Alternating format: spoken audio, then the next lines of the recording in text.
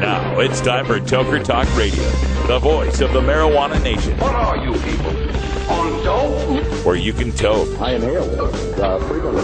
Or you can talk. I experimented with marijuana and didn't inhale. Or you can toke and talk. 10 federal criminal penalties for possession of up to 1 ounce of marijuana. While we talk about toke on Toker Talk Radio. So, by the way, when it comes to pot, if you're 40 years old, you live in a log cabin in Oregon, you got 12 giant pot plants in your backyard, have a ball. Live from beautiful Portland, Oregon at Rolla J Studios. Hey, this is great. Just not cannabis.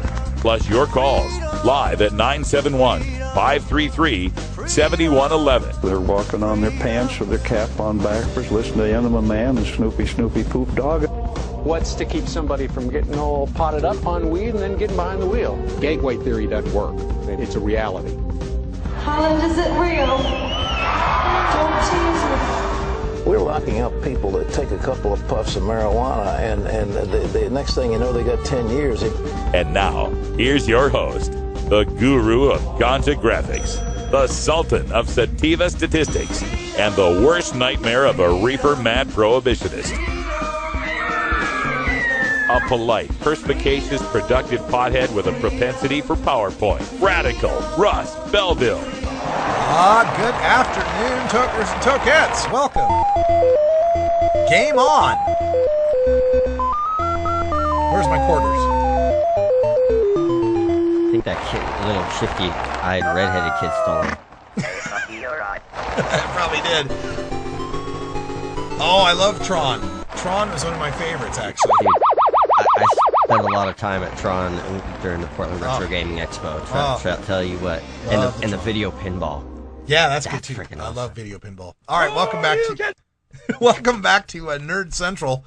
I'm Radical Russ. We got Brian the Red hanging out here running the boards, and I gotta say something about our audience.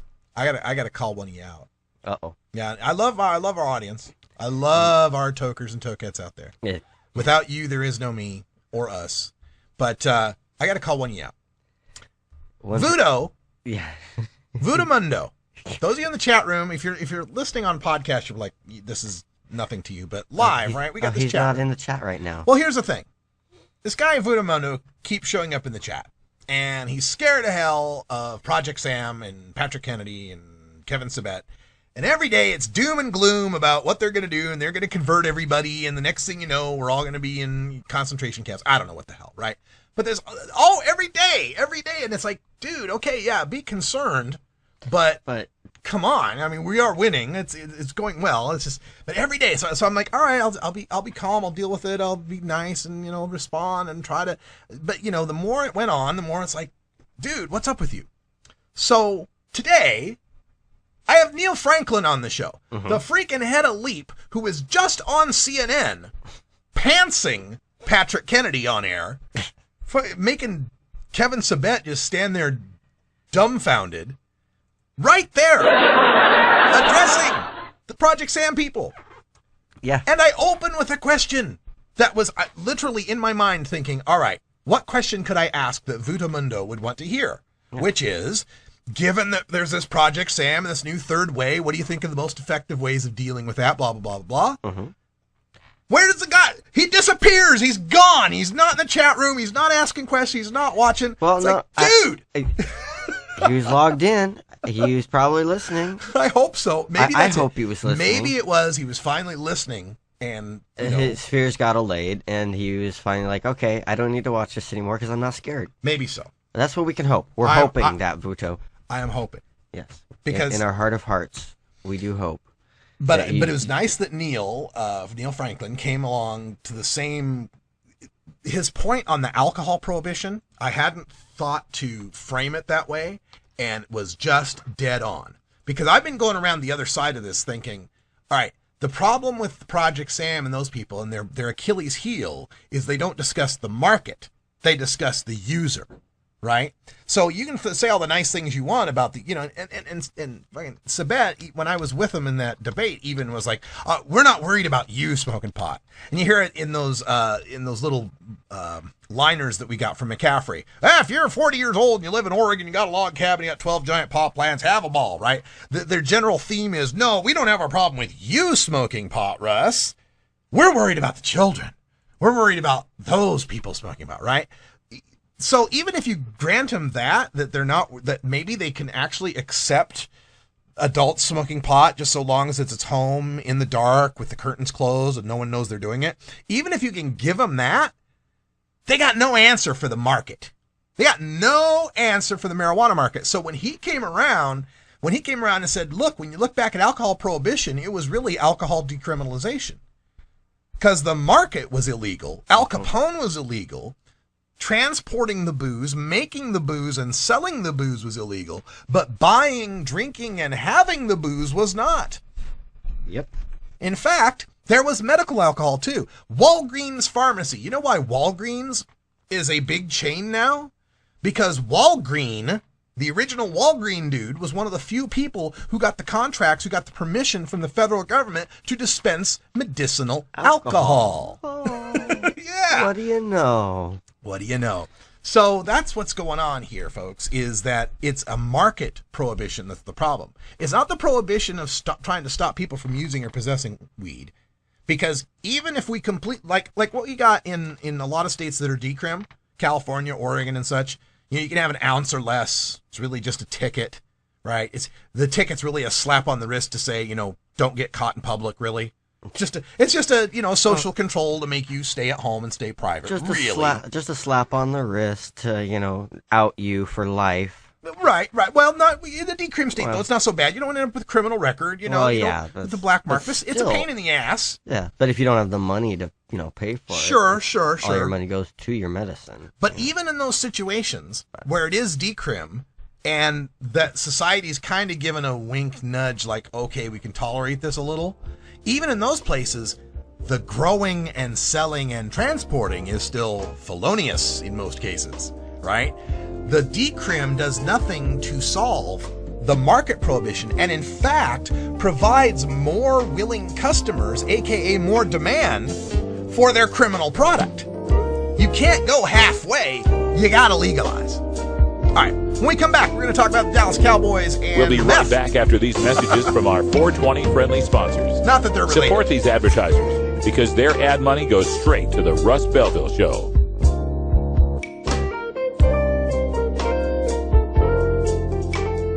You're tuned into the Russ Belville Show, the voice of the marijuana nation.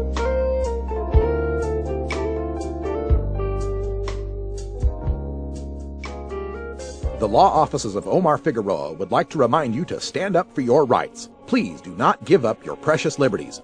There's nothing wrong with standing up for our constitutional rights, and in fact, it's the only way to honor the Constitution that recognizes our natural rights. Treat law enforcement with respect and respect the Constitution by standing up for your rights.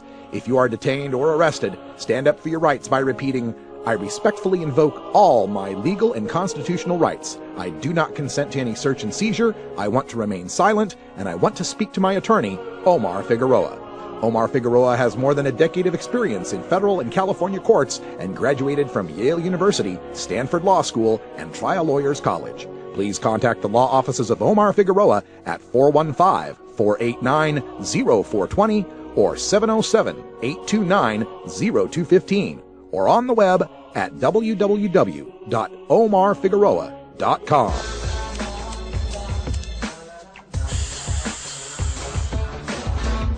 Yo, Zuko, you killing them. You killing them. It's your time, man.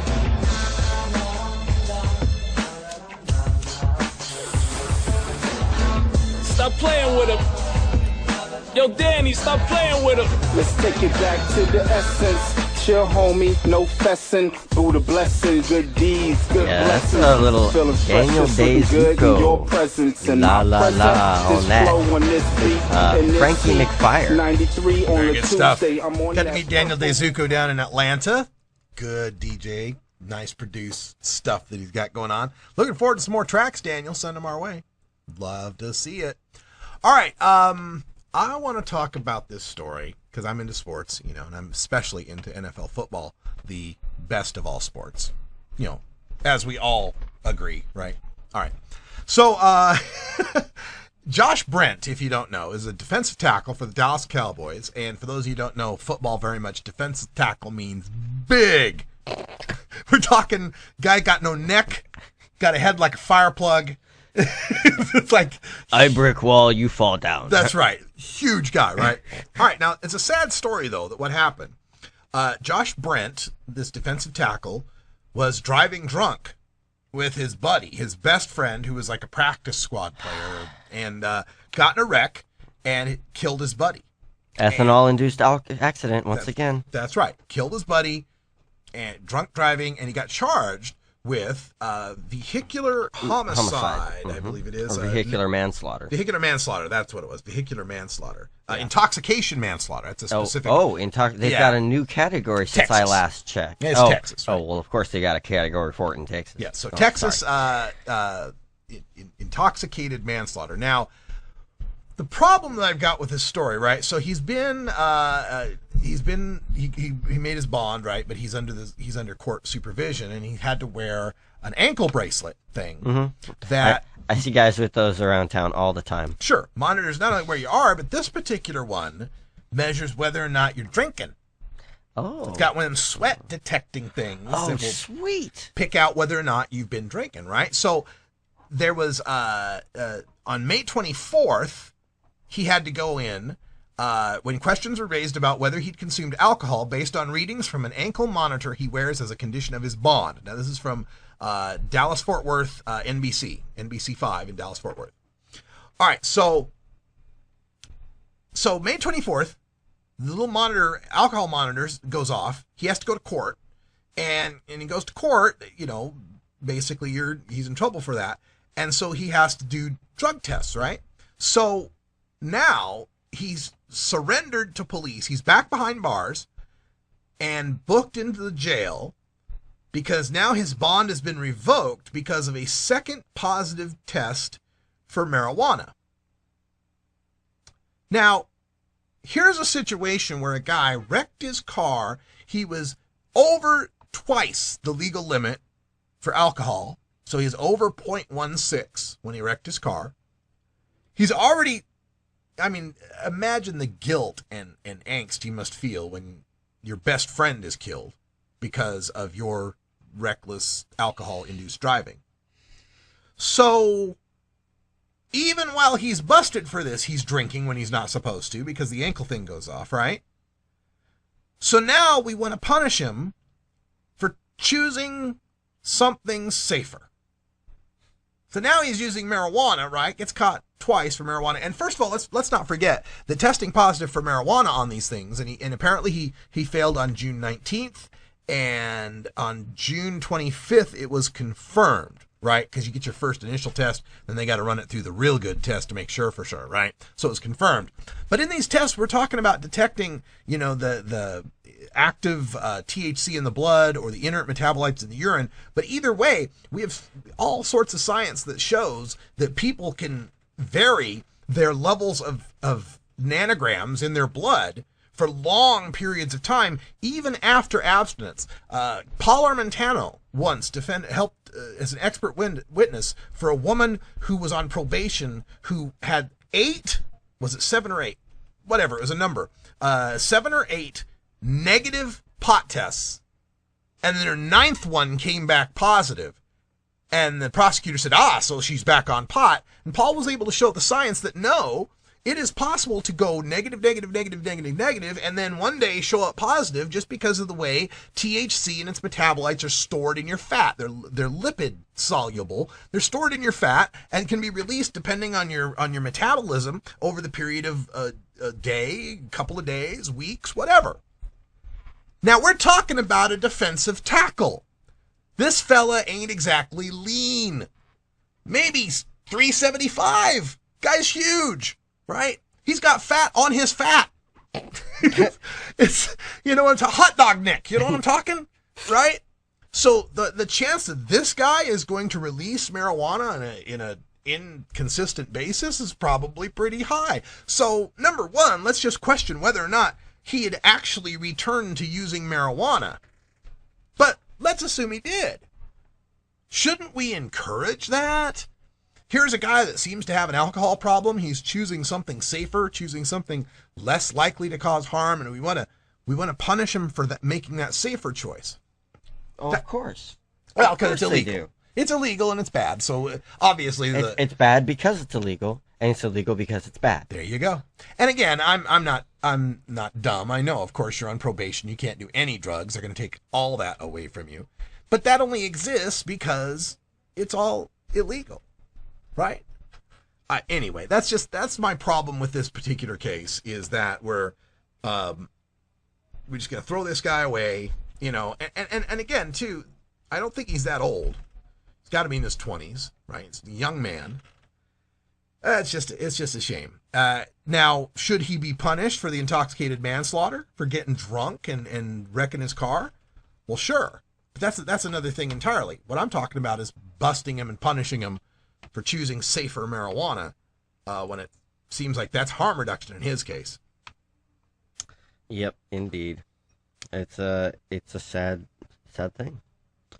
So let me go back to the chat room, because I went off on Voodoo, and now apparently alkoholokaust is in the chat room. And I encourage you to call in. I'm more than polite with my callers. So anything you'd like to say or ask, we're here. But it's going to take me a break time before I can actually read what's going on here. So let's see. Why do pot smokers get so overly defensive about pot? I see it in all the comments on any blog or news story about pot. They go on a tirade if anyone says even the slightest negative thing about pot. Well, yeah, I'm a little defensive when people lie to me and when people try to control my body. I get defensive, I guess. A little bit. But let's take this at face value, though, because I think there's a legitimate point in there. There's the point of, there are people that I like to call the true believers. Hemp can save the world. Cannabis cures cancer, which I agree with. I agree that hemp will do wonderful things for our planet. And I agree that cannabis probably has the keys to unlocking the cures for cancer. But what I'm talking about is that worshipful, you know, it's the miracle cure for everything ever that ever happened at any time to anybody. No, it's a great thing, but let's not go too far. So this idea of, you know, why do pot smokers get so defensive? There are, and especially if we're talking about comment sections on blogs, it's likely going to be the most zealous supporters for sure. But yeah, I do get a little frustrated with the whole woo-woo, oh, cannabis is perfect and nothing bad ever happens from pot. No, there are some people who shouldn't be smoking so much pot. Yeah, definitely. There are people who don't react well to, you know, cannabis, and, you know, somehow their endocannabinoid system has developed without it, you know. Could be that their parents and grandparents never tried weed, so it's far removed from their bloodline. But, you know, people who, you know, are second-generation hippies, you know, we've had our endocannabinoid system fully activated for quite some time, and we appreciate what it does for us. And so some of them, you know, they go beyond that and say, wow, my eyes are open. Oh, you should all experience this. It's a mind-awakening plant. And, you know, that's great that people believe that. People believe that way about Jesus. People believe that way about, you know, double, triple bacon cheeseburgers, you know, but it's like, you can go overboard. Yeah, you know, that's what I'm saying. You can go overboard with anything. Yeah. You know, we try not to go overboard here on the show, but you know, we well, here's some, you know, I'll get it out. There are some harms, there are some deleterious effects of marijuana. Number one, my voice is lower than it used to be. It has lowered the pitch of my voice. I can no longer sing high parts. Number two, I have to go, I get cough every now and then. I get a little, you know, I got a hack every now and then, a little bit of sputum that I got to deal with. I'm probably not the best aerobic fitness person in the world, but I suppose that can be changed. It's not all the marijuana. And you can smoke too much of it and get yourself a little stupefied. So what? What's the big problem with that? I can name 1,000 worse hurting? things out of Bacardi 151 than I can name about what's going on with marijuana. Speaking of. You damn Skippy. We're going to responsibly use some marijuana because we're adults and we're holding down our responsibilities, and it's fun. And I need to concentrate. Have you ever met that funny reefer man? A reefer man. Have you ever met that funny reefer man? A reefer man. If he said he swam to China, he would sell you South Carolina. Then you know you're talking to that reefer man.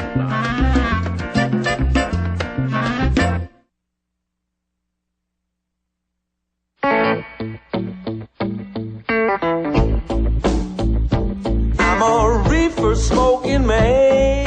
Woodpipe Smoke Shop and Speakeasy is your source for cannabis community gear in southern Wisconsin. Owners Brian and Tammy Wood are located in Kendall, just outside of Madison, and they've got everything for the smoking enthusiast, including a full assortment of pipes, water pipes, hookahs, bubblers, one-hitters, and so much more. They're open noon to 8 p.m. Monday through Saturday and can help you with your detoxification therapies as well. Call 608-466-7473 or email woodpipes@yahoo.com for more information. That's 608-466-7473 or email woodpipes@yahoo.com. And as always, go pack go.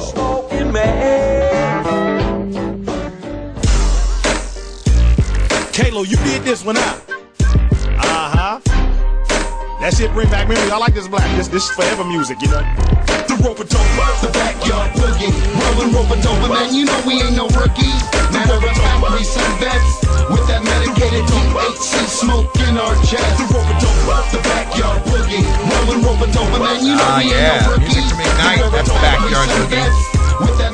Welcome back to Groovin' Thursday here at 420 Radio, Toker Talk Radio. So, back to the chat room.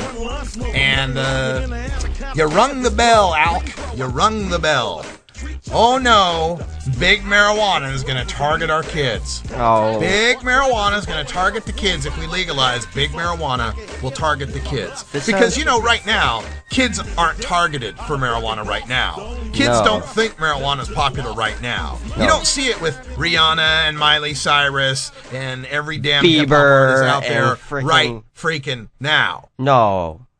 And even pro wrestlers, you know, let's see, what other kinds of celebrities? But this is that same old, you know, we can't legalize because big marijuana will target the kids. All right, why is it we have to go into marijuana legalization completely ignorant and naive of all the lessons we've learned from alcohol and tobacco targeting the kids? It's like these people think that somehow when we legalize marijuana, we're going to have to let the new marijuana company come up with their Joe Camel and Budweiser frogs, and we're going to have to let those be on the air for a few years, and then we're going to have to see that it caused teen use to go up, and then we're going to have a public outcry, and then we're going to have to find a way to ban those types of commercials. Why do we have to do that all over again? Well, Russ, don't you know it's because we're going to be so damn stoned. You know, we're not going to be able to think straight and, you know, comprehend stuff and run a computer system or anything. We won't have a show if it's legalized. Now, well, we won't need a show if it's legalized. But we'll still probably have a show if it's legalized. But here's the other thing too. This idea that big tobacco and big alcohol had to target the kids because what, they needed new customers? Well, let me explain to you why especially why big tobacco had to target the kids. It's toxic and addictive, and it kind of sucks. It kind of sucks a lot. Yeah. Now, alcohol not so much, but let me go on the tobacco one here. Yeah. With tobacco, when you try tobacco, if you've never smoked in your life and you try smoking tobacco, your body violently rejects that. You will hack. You might puke. It's a hard habit to start smoking cigarettes. Ask Cannabis Carrie. She's tried all her life. No, seriously, ask her someday about trying to become a smoker. That's funny as I hell. think she's mentioned it once or twice. She's like, I tried to become a smoker, I couldn't stick with it. Like, okay, Carrie, whatever. But anyway, smoking cigarettes is a hard thing to start because your body rejects it because it kind of sucks, right? Unless you're young and impressionable. Unless you're susceptible to peer pressure. And the other thing is that we find that people, when they move into their adulthood, if they try cigarettes, they realize, wait a minute, this kind of sucks. And they aren't as likely to get started using cigarettes. So that's why big tobacco has to market to kids. And the other reason is the adult cigarette smokers have this tendency to die early, and they got to be replaced. Okay, now alcohol has something somewhat similar in that there's the binge drinkers, the people that like to party when they're young, are going to make up a large proportion. When people get older, they're not as likely to want to binge drink and go so crazy with it. When we're talking about cannabis, though, we're talking about something that young people generally use a whole lot and older people don't use very much at all. The untapped market from age 25 to 65 of marijuana smokers out there is a far more lucrative target for the cannabis industry. See, the tobacco industry couldn't really go after the 25 to 65 smoker market because new smokers aged 25 to 65 aren't that popular, don't happen very often. But with cannabis, the fastest growing market we've seen, the fastest growing cohort of people admitting to monthly cannabis use in this country isn't the youngsters. It's the AARP set. It's people over 60 that are rapidly becoming cannabis smokers. That's the market that's going to be tapped by big marijuana. They're going to tap the AARP set. They're going to tap those people that are buying Ambien, the people buying Tylenol and Aleve and Advil and all of these medications that people use on a semi-regular basis just to get through their lives as they get older. That's where big marijuana is going to target. That's the young what market? I see too. They're not going to target the kids when they've got this society of growing older people who have more and more ailments that they are not going to want something that's been manufactured all out of anything other than natural substances. So, All right. So just a note to the chat room: Alkoholokaust, you get a 5-minute timeout for shouting. No, all caps in my chat room, please.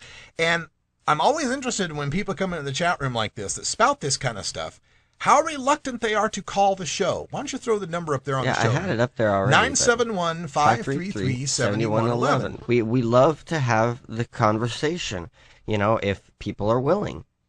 But we're not going to have spamming and slandering going on in the chat room. You got stuff like that to bring up. Bring it up on the show. Give us a call. We'll be glad to talk about it, Alkoholokaust. Got no problem with that. Libra verbal warning with your all caps there. Yeah, really.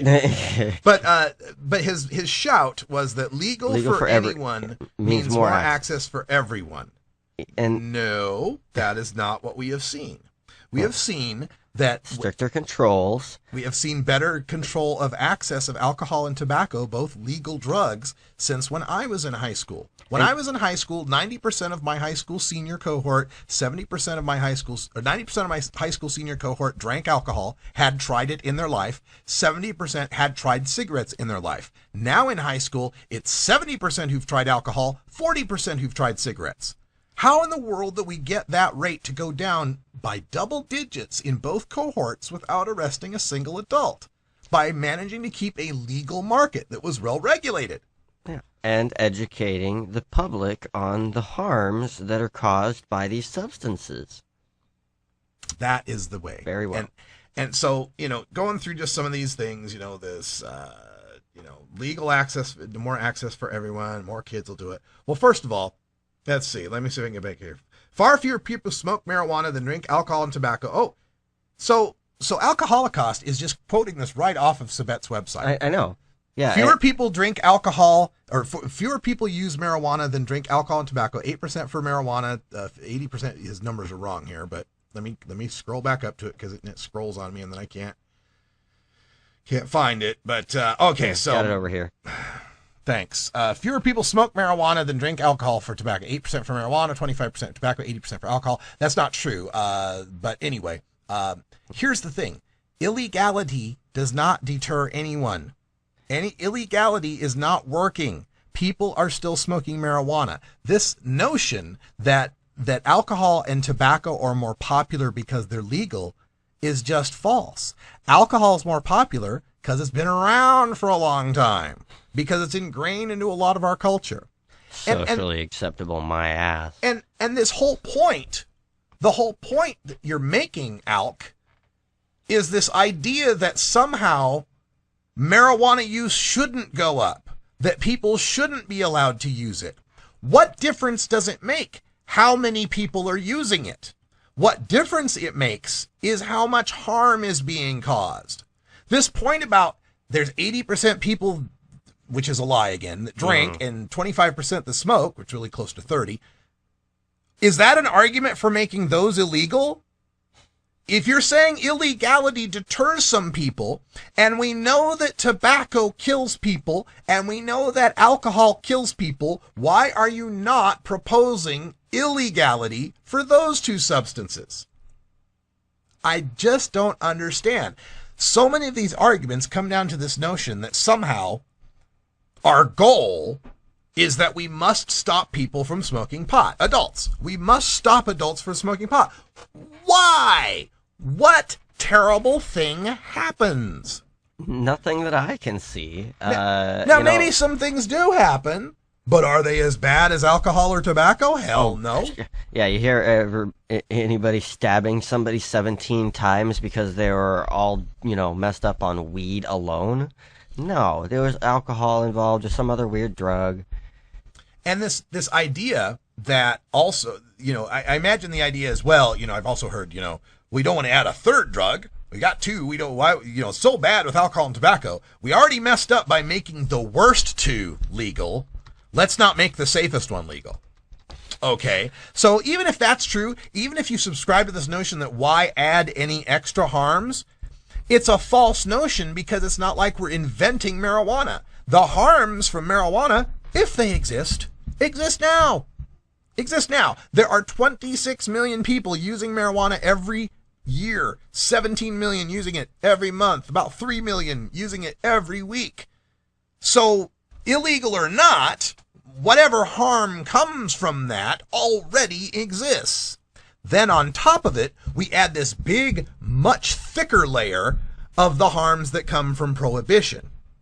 So, are you proposing to me that if we take away the big, huge layer of harms from prohibition, the increased harms from the extra people using marijuana or the current people using more marijuana are going to exceed the beheadings in Mexico, are going to exceed, the decimation of our neighborhoods, are going to exceed ruining people's lives, disenfranchising 23% of the black kids in Florida?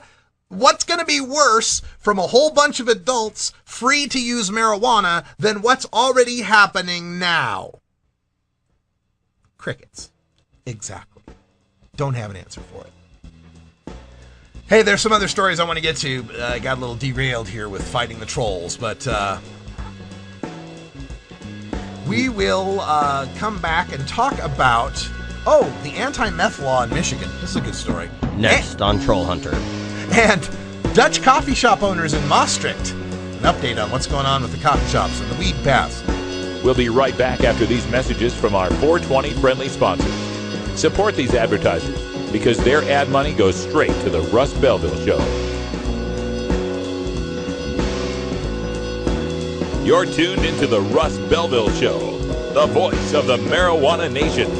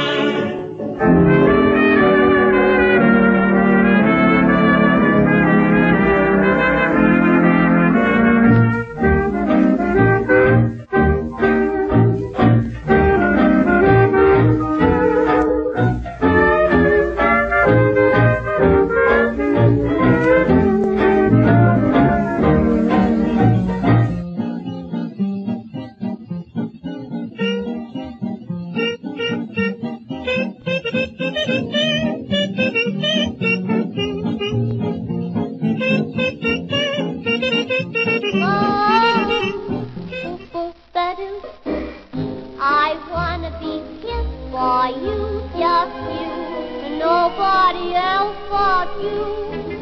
I wanna be kissed by you alone. But I couldn't aspire to anything higher than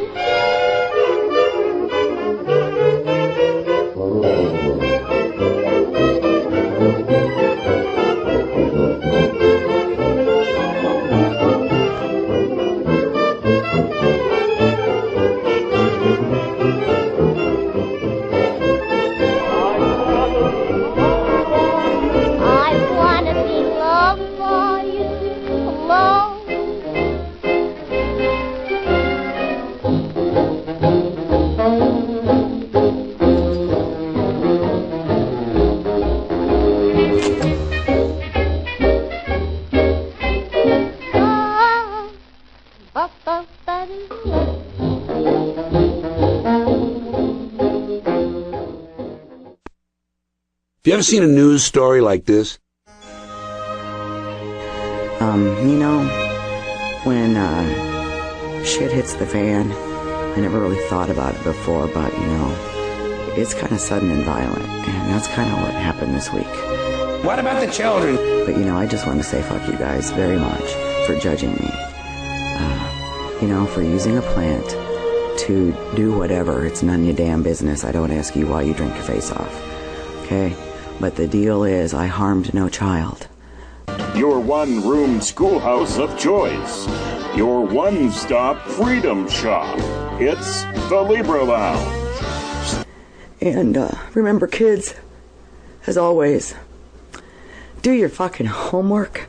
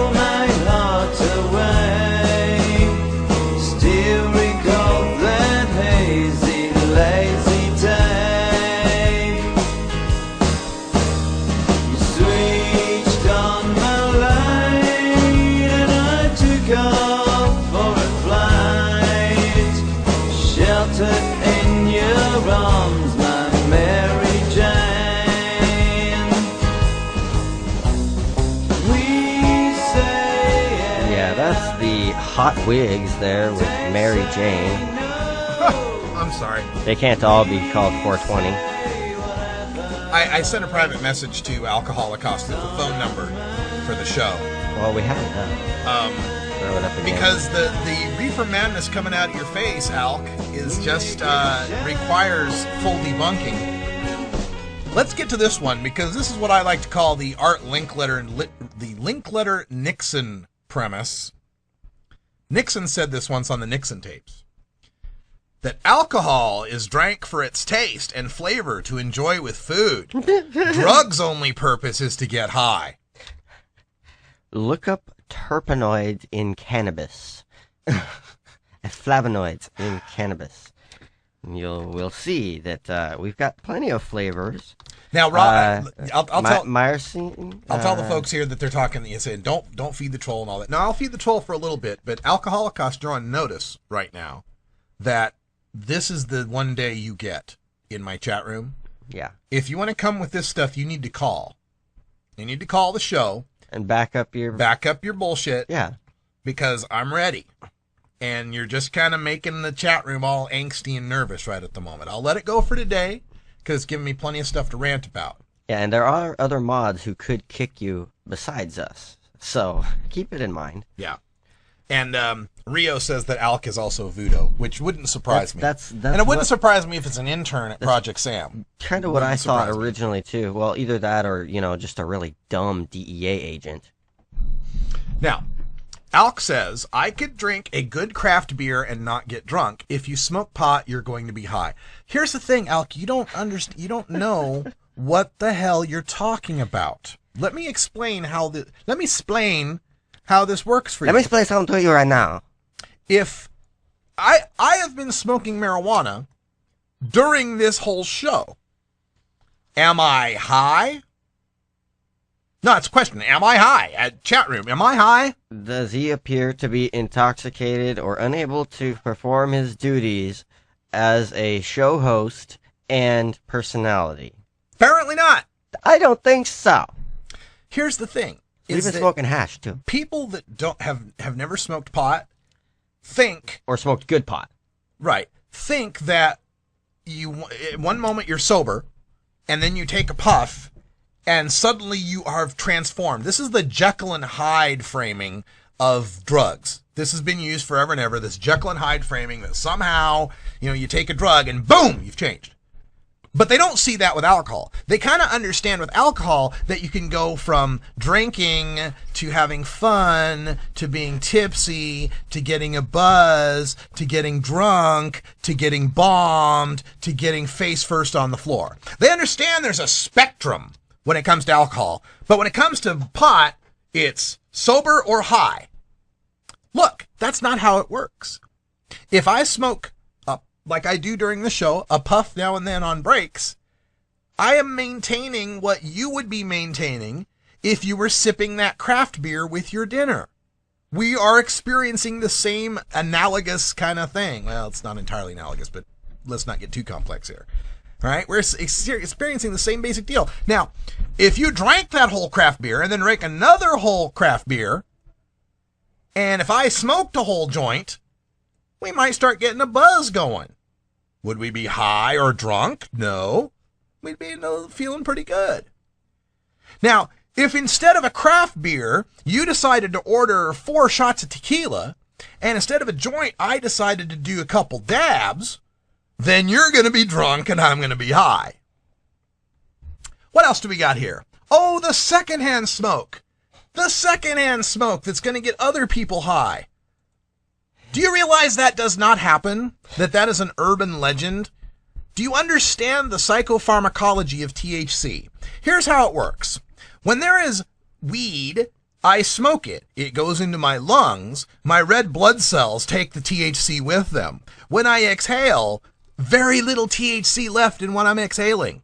Yes, there's an almost instantaneous absorption rate of the active THCs, the delta 9s, which are what get you high, into a mucous membrane such as your sinus cavities or your lungs. This is like batting practice here. This is like in a batting cage, because here comes the next one. What about edibles? Anything could be an edible. Someone might eat a pot brownie or a pot candy by accident. You mean like rum cake? Like someone might eat a rum cake by accident and get drunk off of it. Or those, I remember when I was like 6 years old finding a box of my mom's chocolate liquors. They had the little liquid center that had liqueur inside of it. Me and my brother ate the box and we were pretty blammed, but we shouldn't have been because we were only, like 6, 7 years old. Where was the danger there? Where was people trying to protect the children at that point? All right. Now I'm going to move into taunting. Can't call in. Got plenty of time to type in the chat room. Can't call in. All right. Hey, wait, we got Skype. Skype's free. Skype's available. Skype is free. Open. If you can chat on the chat room, then you can get Skype. It's on your iPhone, other smart device. Oh. It's on... Oh. This one came in before 420, so I didn't catch it. You're living in fear. No one goes to jail for just using marijuana. They just go to jail for dealing it. Are you... You can't get arrested for smoking it. You can only get arrested for selling it. That's the difference. This sounds like a middle-aged white guy in a suit that has never been on the wrong side of the tracks for more than about 5 minutes while he was in his Bentley. Yeah, this is amazing. All right, so let me explain. Oh, someone might play pranks with those medibles. Oh, someone might accidentally spike the punch at the freaking high school.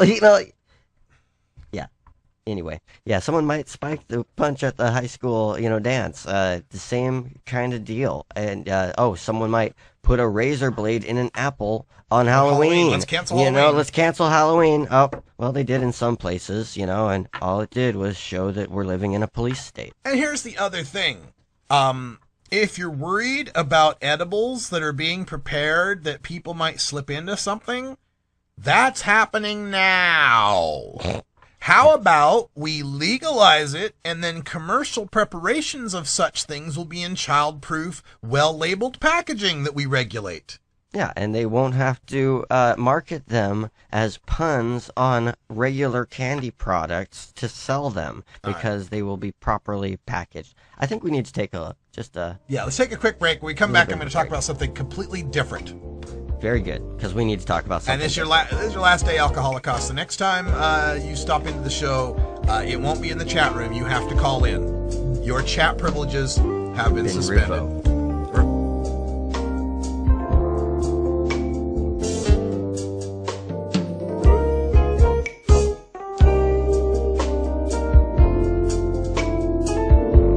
We'll be right back after these messages from our 420 friendly sponsors. Support these advertisers because their ad money goes straight to the Russ Belville Show.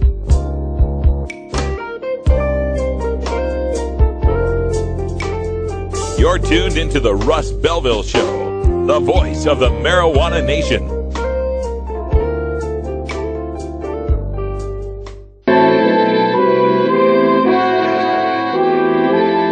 Say, chum, where you headed? Just to see my best girl, Donna, that's where. We're gonna split a soda pop. It'll be keen. Soda pop, eh? I have something that's even keener than soda pop. It's called marijuana. Marijuana? Come, I'll show you.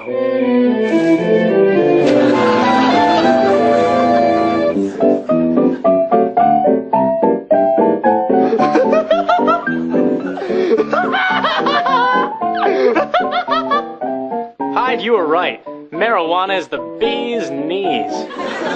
Yep, all it takes is one puff to make you hopelessly addicted. I am hopelessly addicted.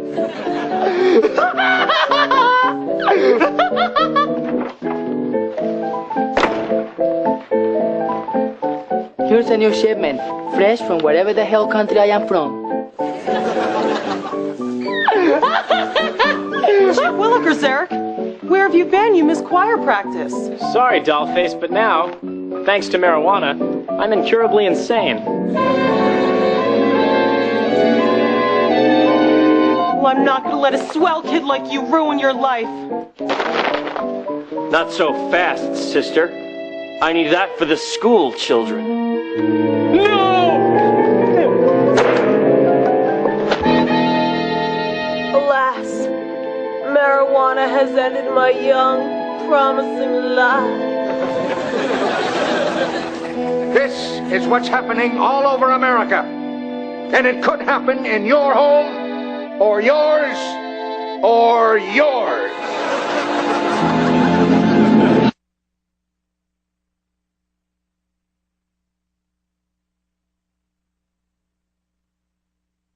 Yeah, or yours. There we go. All right, welcome back. Toker Talk Radio here, and a new rule has been established for the chat room. If you want to troll, you got to call in. Yep. From now on, trolls get devoiced. I'm not against disagreement. I'm not against honest questioning. Or honest debate. But Alkoholokaust has been following my show for long enough to have heard my debunks on all of this shit, and I've had it. Yeah, so, unless he doesn't listen to the show, he just hangs out in chat. He's in my YouTube page all the time too.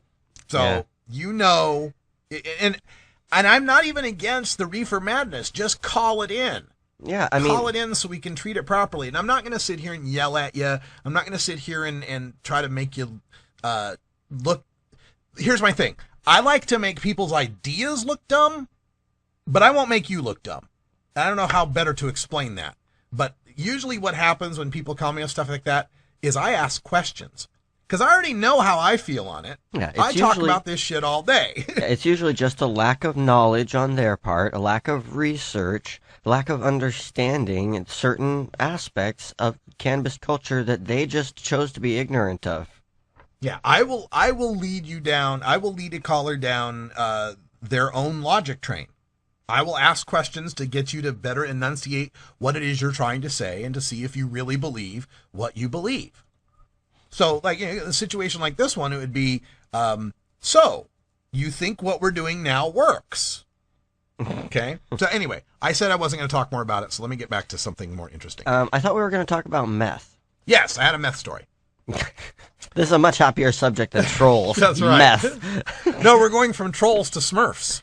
Oh, Smurfs. Yes, they're a little smaller. And lack the trolls' regenerative capabilities. Well, I think. Do Smurfs regenerate?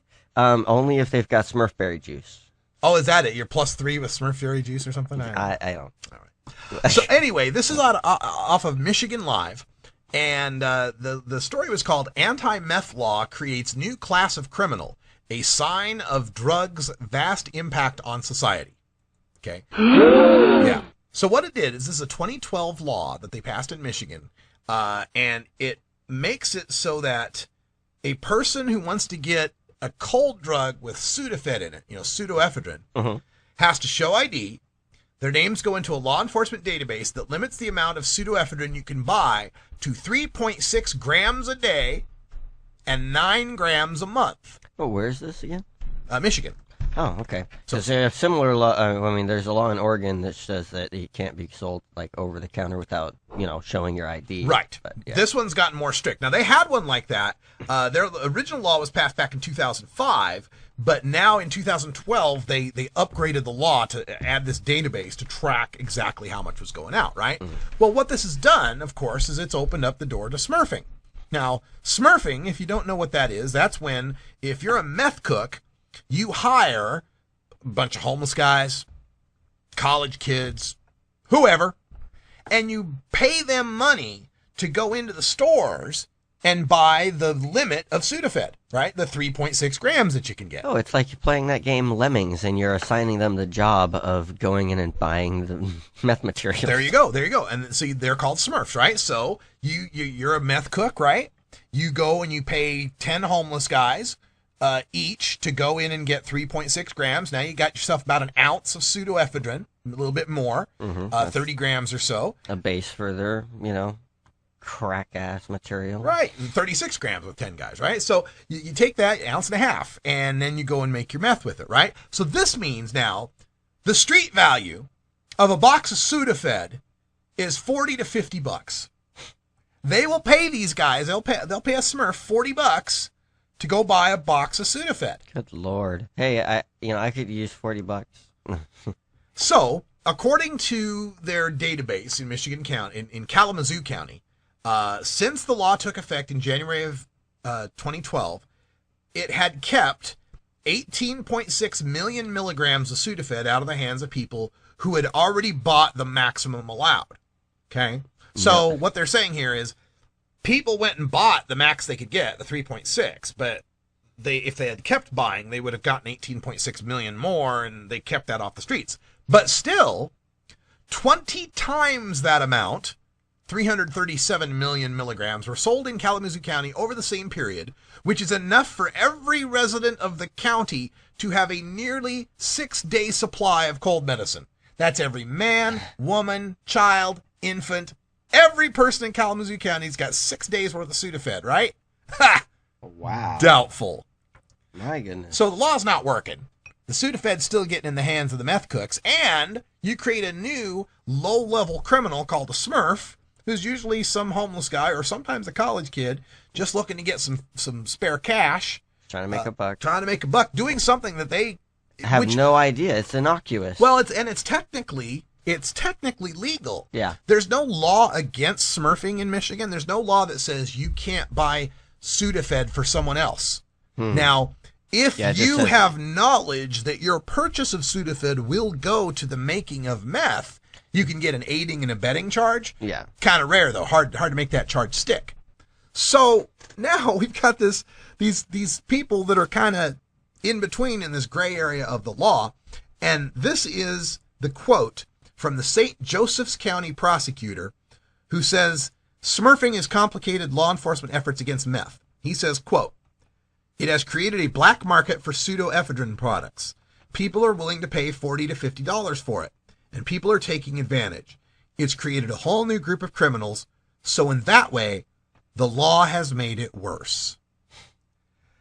The law has made it worse. All right, so I just thought that was an interesting story. Once again, the unintended consequences of what happens when you try to prohibit something. Here's another story that we should get to before we end the day, and that's out of Maastricht in the Netherlands, in Holland. The title of the story is Dutch coffee shop owners found guilty of selling cannabis to foreigners. It's from theatlanticcities.com. Now, Maastricht's a town of about 120,000, I should say city, about 120,000. Fines came down to 3 coffee shop owners of €2,500 apiece who sold cannabis to foreigners. This was about the weed pass. Last spring in the Netherlands, they passed a weed pass thing, which made it so that you had to be a registered Dutch citizen to be able to buy weed at the coffee shops, trying to stop all the tourists, all the foreigners from coming across the border and just buying weed. Now, in November, there was an election, and they got a new, more liberal government in. And so this new government has said it's kind of a opt-in program now. If your city wants to do the weed pass, you can. That's kind of what it's got now. But most of the biggest cities in the Netherlands said, hell with it. Amsterdam are like, hell with it. We're fine with tourists coming in. They bring money. They spend money at the shops. They spend money everywhere, right? Let's bring them in. But in Maastricht, it's kind of a different situation because Maastricht's on this little tiny spur that is right between Belgium and Germany. Like you could walk across it, right? So you get people that are coming in from Belgium and Germany, and all they do is buy weed and then leave. They don't contribute to the local economy, and then they also contribute, a strain on resources. So they got convicted of violating the city's weed pass and fined €2,500 apiece. Now, it's interesting to note that according to this report, the weed pass law really hasn't worked in Maastricht. Coffee shops' withdrawal from the visitor market created a gap filled by illegal street peddlers who became more aggressive and obtrusive in their tactics. Some locals are turning to street dealers as well, fearing that registering for a weed pass might somehow affect their future job prospects. Maybe they don't want the government knowing that they're out smoking weed. So once again, unintended consequences. You're trying to stop the tourists from coming in. You just make it worse on your own city. The problem is not with the Netherlands' tolerance of weed. It's with Belgium and Germany's intolerance for weed. Oh, and speaking of how much tolerance and use of weed, according to the European Monitoring Center for Drugs and Drug Addictions report last year, 3.3% of the Dutch population use cannabis. That's every month. That's lower than the UK, France, Italy, Spain, and way behind the Czechoslovakians, who came in at 8.6%. In fact, if my memory serves, in America, we're at about 6%, which is about where Italy is. Italy's at 6.9, France is at 4.8. So we're in between France and Italy as far as monthly marijuana smokers go. It's about 6% of the U.S. population. The Dutch are about half where we're at, even though they tolerate coffee shops. That's all the time we got here for Hour 2 Toker Talk Radio. Thanks for joining us. Join us tomorrow on the show. We will have Terry Joyce live in the studio promoting the Ganja Palooza comedy show. And we'll have, I believe, Danny Danko on the phone with our Cultivator's Corner. So for Brian the Red, I'm Radical Russ. Thanks for joining us. Until next time, take care of each other, Tokers.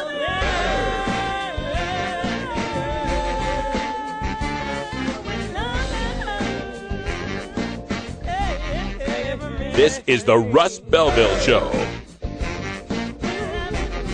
The Russ Belville Show is blogging and podcasting daily at radicalruss.com. You take a seed, you plant it, you grow it, you dry it, you roll it, you're planning